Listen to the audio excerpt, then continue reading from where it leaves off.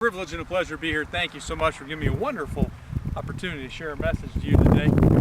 As you heard, I did publish a book called First Trust, Your Guide from Rags to Riches for an Abundant Life and Career. And that's exactly what we're going to talk about today.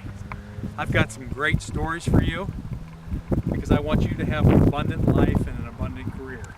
That's why I wrote the book. And I've got some stories to share with you where you can have that in your life. And when I'm all done, I'm going to tell you a story about how God spoke to me. Maybe within 5 minutes, something that I don't know anybody that's happened. That's why I wrote the book. If you want to have an abundant life and an abundant career, there's really 3 things I want to share with you today. Number 1, I want you to prepare intentionally. Number 2, I want you to plan as if success is inevitable. And number 3, I want you to find work. Those are the 3 things I want you to do, and I want you to make that part of your formula for success, because when you follow that, you too can have your guide from rags to riches for an abundant life and career. So I'm going to take you all the way back a long time ago. When I think about preparing intentionally, I'm going to take you all the way back to when I was 9 years old. I started preparing, not even knowing at the time, but I was preparing at that very young age. You see, as a boy, I really wanted this certain career. And the only way I was going to get it was if I was going to go out and raise some money. So I read my older brother's Boy's Life magazine, and it had this article in there, and it said, here's how you can make some money, guaranteed. You need to follow the script, underlined, but it's guaranteed to work. You can sell these flower seeds, and you get 100% commission. So I sent away for them. I bought all the flower seeds, and I decided to go door to door to sell them. And one of the things it said, this was back in the 70s, so I'm dating myself a little bit, but it said the best time to sell a flower seed is between 11 and 2, because the woman will answer during those hours, and always ask for the mother. You see, because if it's the daughter, you need to talk to the mother anyway. And if it's the mother, she's going to think you're complimenting her. It said, follow the script, guaranteed to work. So here I am, 9 years old, I've got my flower seeds, I go out, I get on my bicycle, and I decide to ride a couple of subdivisions away because I didn't want to embarrass myself in my neighborhood. So I knock on the door, there's no answer. I knock again, and I hear some rustling. So I'm patiently waiting, and all of a sudden I see this woman come to the door. She had one of those walkers, tennis balls on the wheels, and it hurts. She opens up the door, and I'm thinking to myself, even as a 9-year-old, I'm thinking, am I really going to say, is your mother home? But I remembered the article that said, follow the script, guaranteed to work. So as soon as she answered the door, I said, is your mother home? She just looked at me and she smiled. She said, oh, he's so cute. What are you selling, Sonny? I told her about all my flower seeds. She opened up her zipper, pulled out $1 and said, how many do I get for this? And I said, you get them all. They're a dime a piece. I had 10 packages. I sold them all in one shot. And when I got on my bicycle riding home, all I could think about was, what else did the article say? What else was in there? That stuff really works. And so I read the article in more detail, and it said, here's the other things you do. Smile and be prepared. Always bring change. Never lose a sale because you can't make change. Take a shower, put on a clean shirt, comb your hair, and smile. And I thought, well, those are great advice. So you know what? The very next day I did every one of those things. Brought extra change with me, took a shower, put on clean clothes, went door to door. And that day, I sold all $5. $2 sales, $2 sales, 50-cent sales, dimes. I sold them all. You see, it worked. So even at 9 years old, as I was preparing intentionally for a career in sales, which I never did, I was preparing intentionally. That went on as I went away to college, computer science, computer center. And I did something I probably shouldn't have done. I wrote this program that when you launched it, it looked like the screen that you would normally log in, but when you entered your ID and password, it would shut it out, send it to me, and lock your system out. And so when the young co-eds came in, I would launch the program.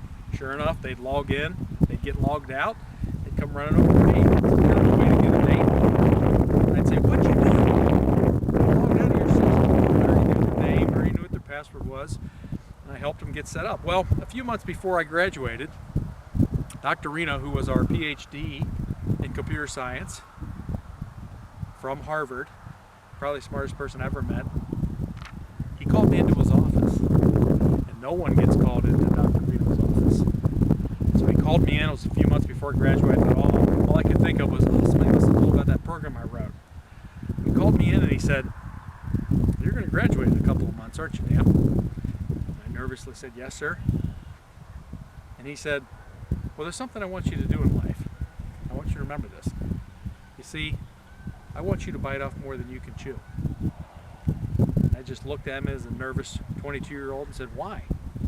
And he said, "Because then I want you to do it." And so fast forward years later, I went back and got my MBA, spent 11 years in a $50 billion organization, 7 promotions during those 11 years. I'm writing code, I'm doing all kinds of things, and ultimately I end up leaving and becoming the president of a multi-million-dollar company. And so I called up Dr. Reno. I said, "Dr. Reno, this is Dan Andrew. Remember me?" And we kept in touch, and he said, "Yeah." And I said, "Well, I've got my MBA. I'm the president of a multi-million-dollar company now. Do you remember what you told me when I was about ready to graduate?" And remember, he was the smartest person I ever met. He said, "Not only do I remember what I told you, but I also remember you asking me why." And we both laughed about that. But see, during those years, as I was preparing intentionally, I'm writing code at a $50 billion organization. I spent a lot of time developing a whole procure-to-pay application, one that many companies today sell in the marketplace. But it was part of the preparation, part of the development, part of preparing intentionally.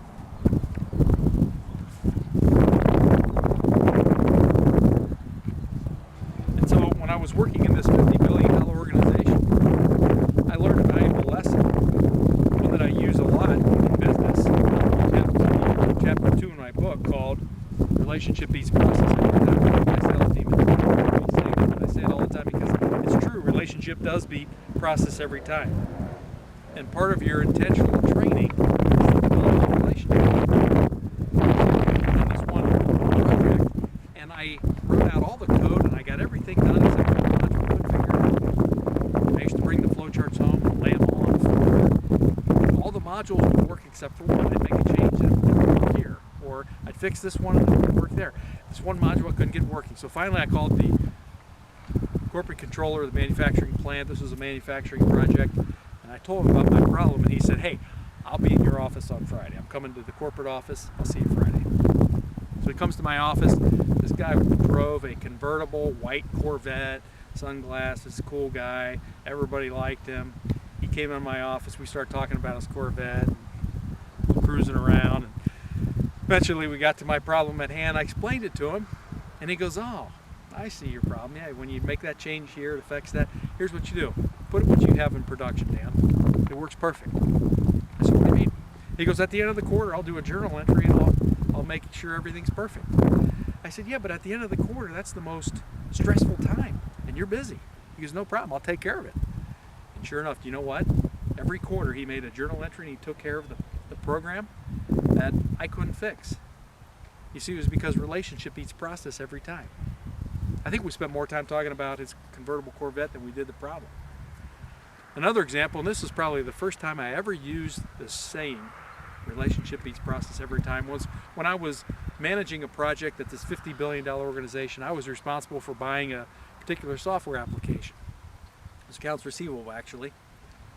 And so I flew around the country. I met with all the corporate controllers. I put together all the projects and sourced all the vendors, had them come in and do their presentation, scored them, rated them, evaluated them, did all the pricing, narrowed it down to 4 vendors. When we had all the score sheets were tallied and all the reports were in, all the facts were in, I brought it all to the corporate controller. He looked at it and the scores were pretty much like academic style, an A, a B, a C, and a D. And he immediately said, "Well, you can get rid of the C and the D. Let's look at vendors A and B." So we went through them and he said, "Oh, let's make a phone call." So we called the president of one of our most influential divisions. And he asked the president, "Do you have a relationship with either one of these vendors, A or B?" And the president said, "Yeah, as a matter of fact, we have a relationship with vendor B." And he said, "Oh, okay, so we're going to buy this AR package. It's about $1 million. Can I count on you for half of that if I pick vendor B?" He said, "Yeah, absolutely." So we hung up and the corporate controller looked at me and he said, "Award the project to vendor B." And I said, yeah, but vendor A had more of the features. They had more of the criteria. They had better pricing. They had better functions. I went on and on. He just looked at me and said, it doesn't matter. We have a relationship with vendor B, with our corporate president of a successful subsidiary. So award it to vendor B. So I slept on it that night. The next morning I called vendor B and I told him that he won, and we set up a lunch for that Friday. And then the next day the vendor A came in and I told him. And he was so disappointed. And for those of you in sales, you have to have gone through this to appreciate it. He did everything right. He said, didn't you like my pricing? Didn't you like my service? Didn't you like all those fancy dinners? All that entertainment? What, was there something wrong? No, actually you did everything right. The problem was you don't have a relationship with the president of one of our important subsidiaries. You see, relationship beats process every time, and that was the first time I said that. And he just looked at me and said, what else could I have done? I said, nothing you could have done. He got up and left and felt so bad for me. That Friday we had lunch with vendor B, and we had a wonderful time. He took me and my boss out to lunch, and I congratulated him. I never told him the real reason why he won. I just let him have his win. He felt like he had sold us. He didn't really know what happened between vendor A and B. But you see, that's true. Relationship beats process every time. And that's all part of your preparation. Most organizations don't value that enough. It's more important to have the relationships than it is sometimes some of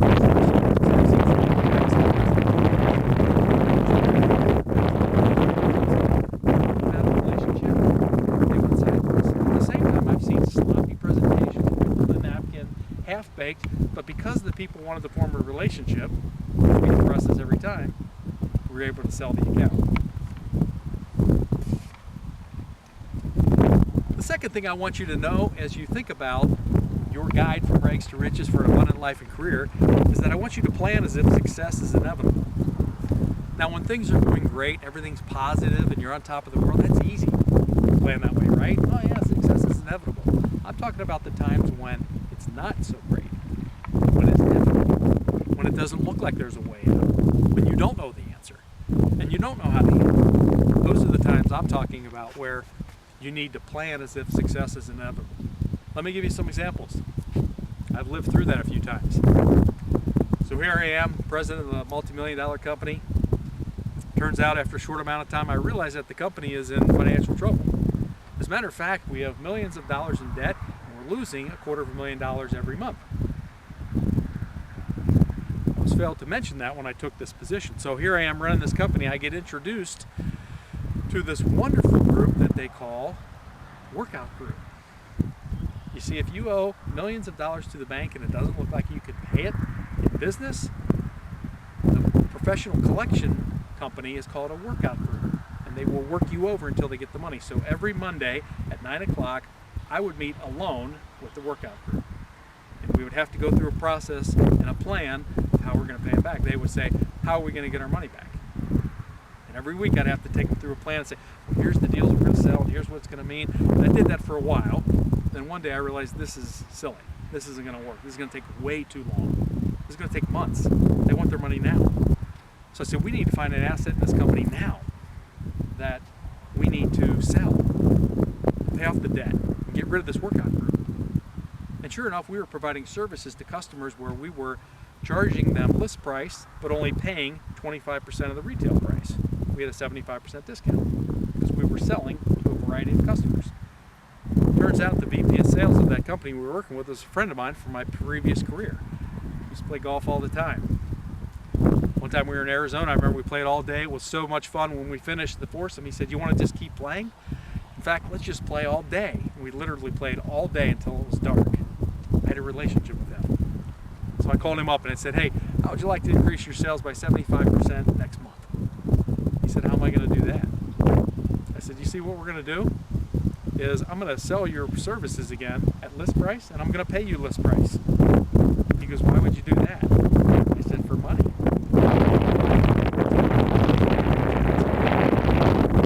Sure enough, we got together, we had all the financial people, they ran the numbers and the metrics, and they said, okay, we'll pay you the net present value of the revenue stream. They gave us a check for millions, right then and there. Guess what happened next Monday when the Workout Group came in? They said, what's the plan look like for this week, Dan? I said, the plan looks like we're finished with this meeting. They said, what do you mean? I said, we're done. We're no longer meeting. Here's your check plus $1 because we're paying you back every dollar that we borrowed, plus one. Now I realize we probably could have negotiated a settlement, but we borrowed the money, so we paid it back. It was the right thing to do. We paid it all back. We said goodbye to Workout Group. We kept the money because you see, relationship beats process every time. That was a situation where we were planning to be successful. Plan as if success is inevitable.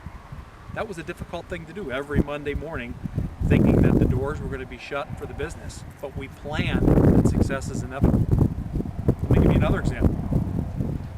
A few years later, that same VP of sales, I told him, I said, you know what? How would you like to invest and buy 19% of our company? People are buying 100% of the companies thinking they'll take off.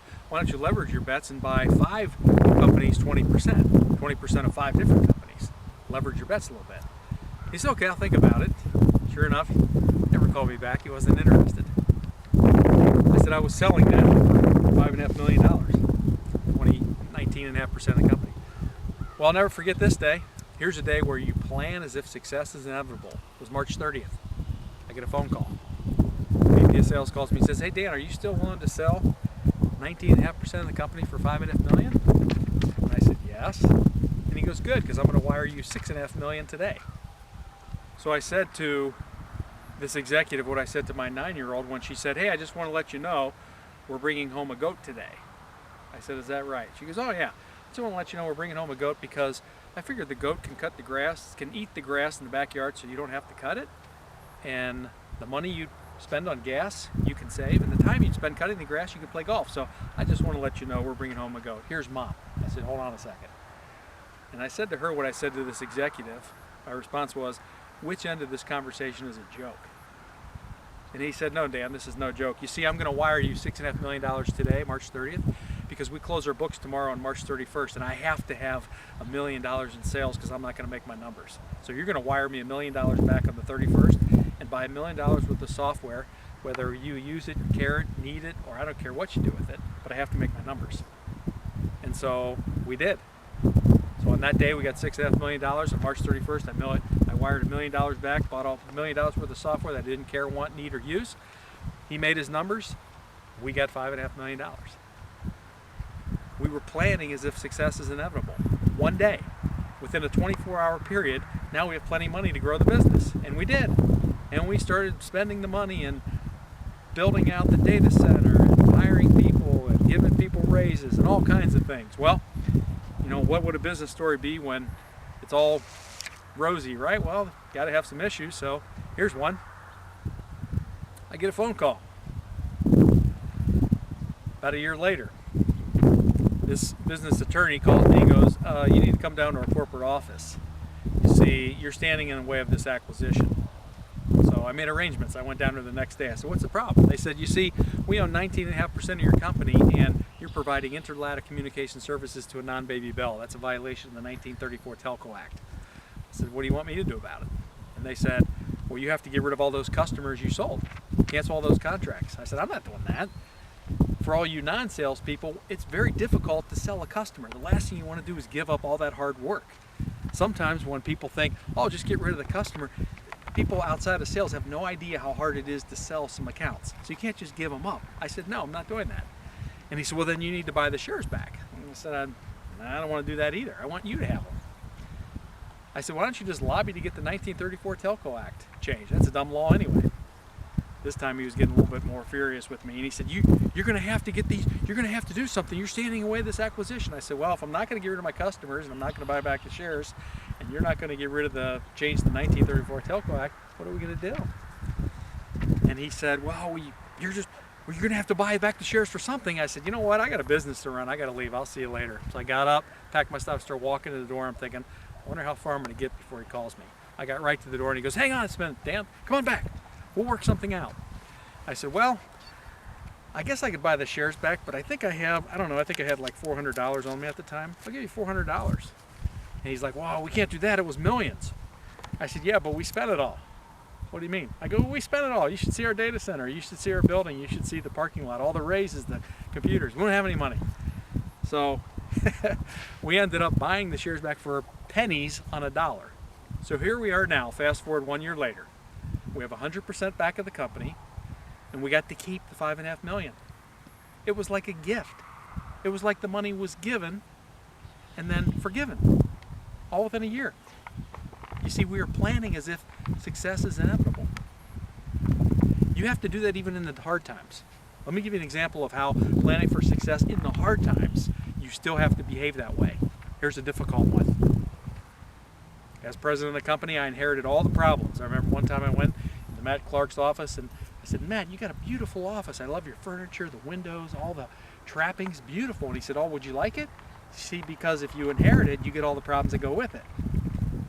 And so I inherited some problems as president of the company. Here's one I received. I got a phone call from a customer that said, we want to sue you. I said, why is that? And they said, well, we're not happy with your service.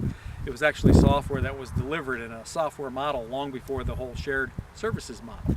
It's a much better model today. And they were unhappy. And I said, well,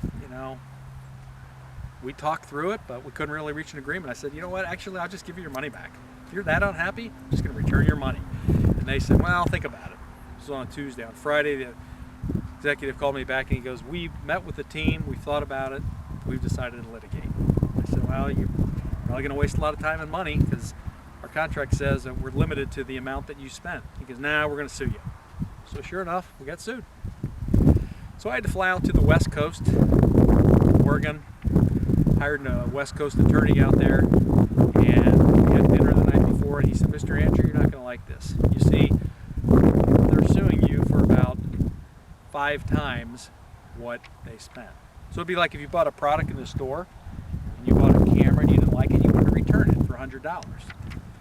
What they were doing is they said, well, we want to return it, but we want $1,200. We want $500.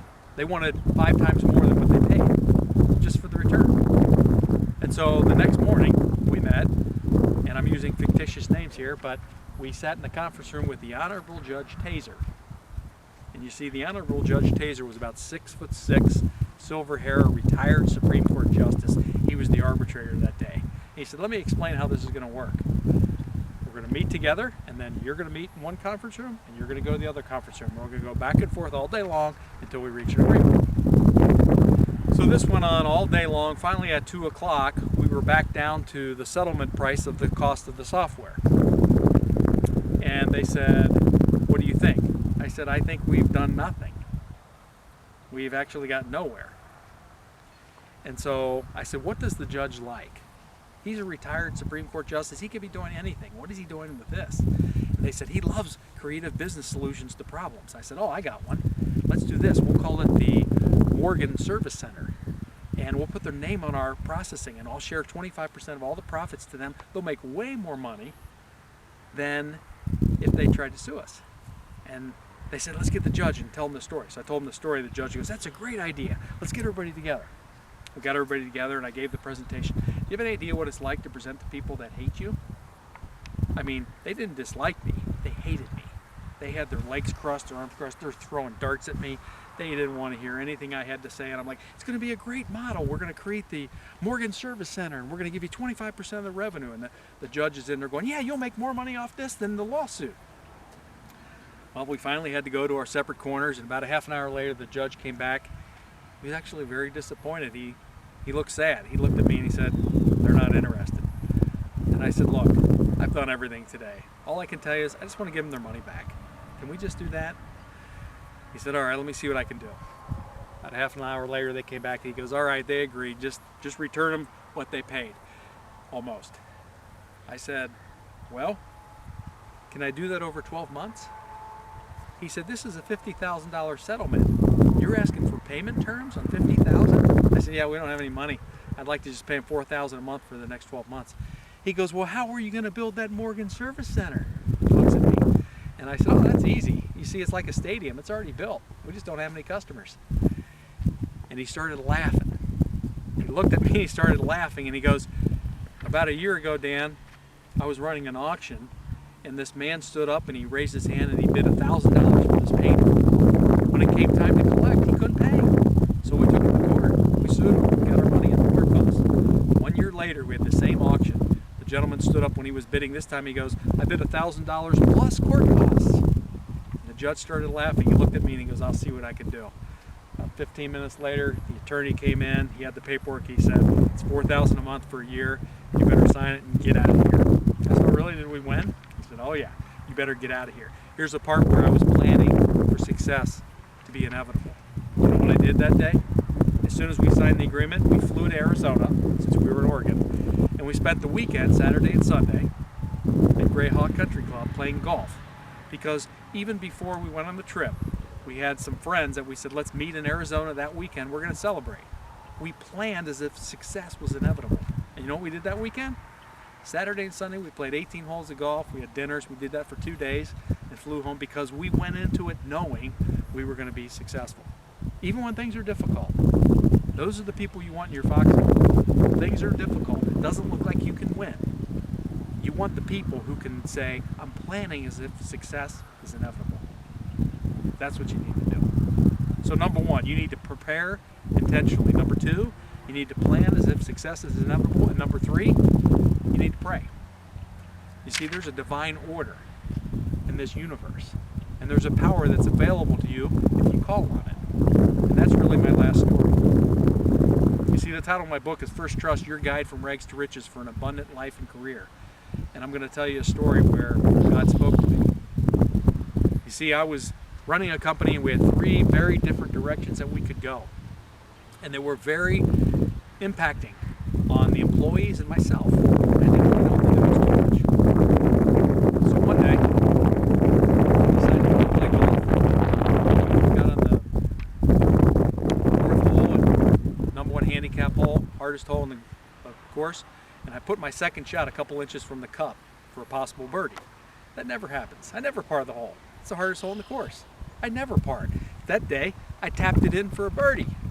And so I said, hey God, looks like you're giving out some extra today. So I got a question for you. What do you want me to do? I can't deal with this anymore. I quit.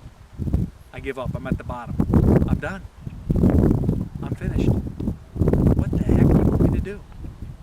And so I drove my ball in the next one, a par 5, 175 yards. I'm exactly halfway to the hole. It's a 550-yard par 5.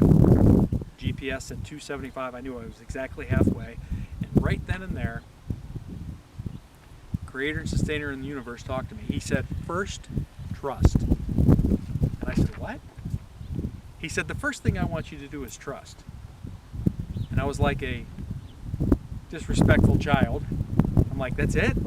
You're the Creator and Sustainer of the universe? And that's all you want me to do is first trust? That's all you have? And so I was mad. And so I said, okay, I will first trust. And I yelled it out loud. Right in the golf course, nobody around. So I got my 4-wood out, I hit the ball, put it right on the edge of the green. I saw the ball land on the edge of the green. I'm all excited. I'm playing a Bridgestone #1. I'm sitting 2 in par 5. I'm all happy. Even if I three putt it, I'm going to par. So I get down to the green, I walk up, and the ball's gone. A huge divot on the back of the green, about 2 inches deep. There's water in the cup, it's not there. I'm thinking, where is the ball? Where'd it go? I saw it land on the green. It's exactly where it hit, but it was gone.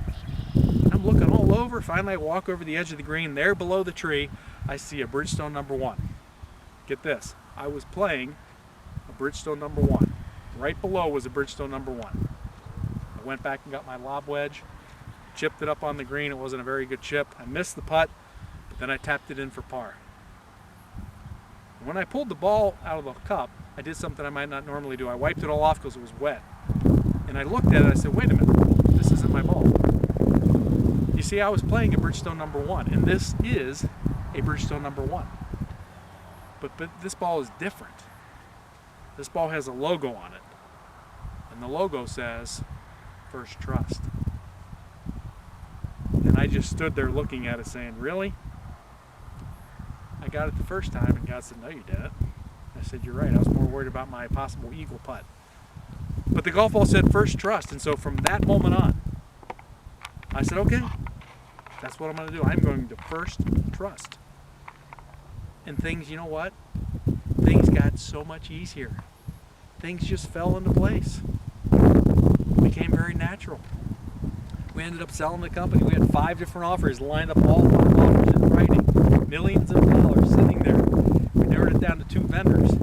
And And the final vendor, the final winner, thankfully, is CoreCentric, one of the best companies around.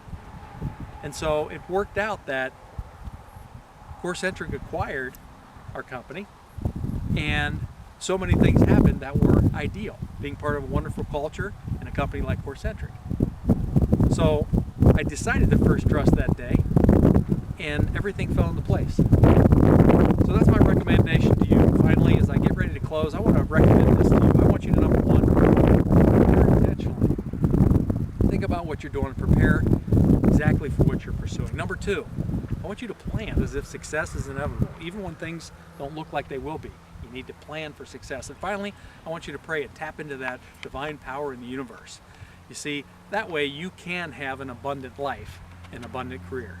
You see, First Trust is your guide from rags to riches for an abundant life and career. God bless you. God bless CoreCentric. Have a great day.